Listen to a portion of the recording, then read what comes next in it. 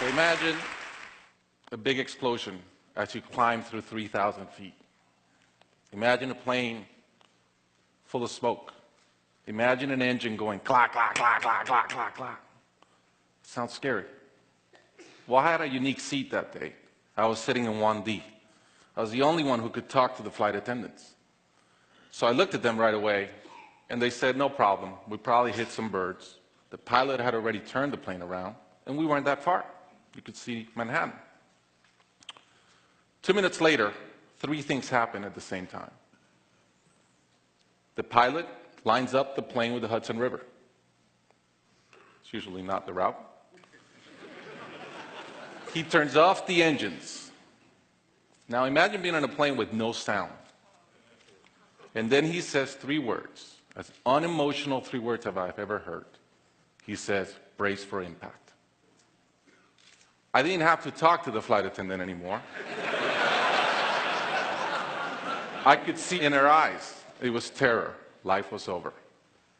Now I want to share with you 3 things I learned about myself that day. I learned that it all changes in an instant. We have this bucket list, we have these things we want to do in life, and I thought about all the people I wanted to reach out that I didn't, all the fences I wanted to mend, all the experiences I wanted to have and I never did. As I thought about that, later on I came up with a saying, which is, I collect bad wines. Because if the wine is ready and the person is there, I'm opening it. I no longer want to postpone anything in life. And that urgency, that purpose has really changed my life.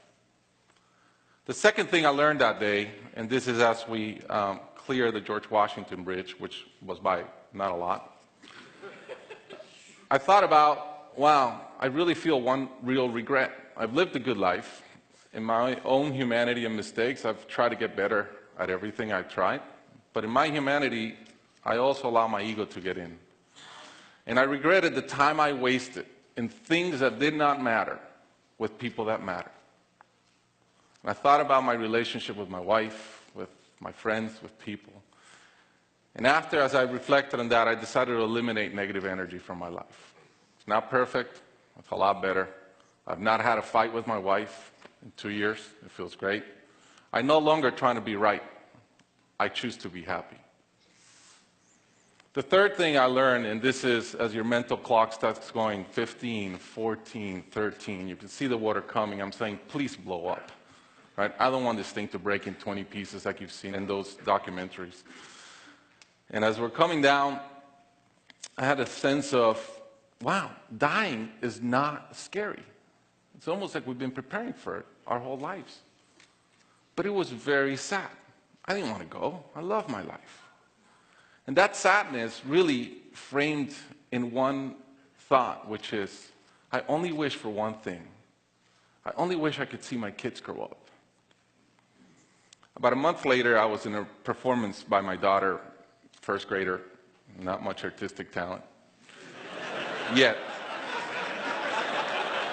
And I'm bawling, I'm crying like a little kid. And it made all the sense in the world to me. I realized at that point, by connecting those 2 dots, that the only thing that matters in my life is being a great dad. Above all, the only goal I have in life is to be a good dad. I was given the gift of a miracle, of not dying that day. I was given another gift, which was to be able to see into the future and come back and live differently. I challenge you guys that are flying today. Imagine the same thing happens on your plane, and please don't. But imagine, and how would you change? What would you get done that you're waiting to get done because you think you'll be here forever? How would you change your relationships and the negative energy in them?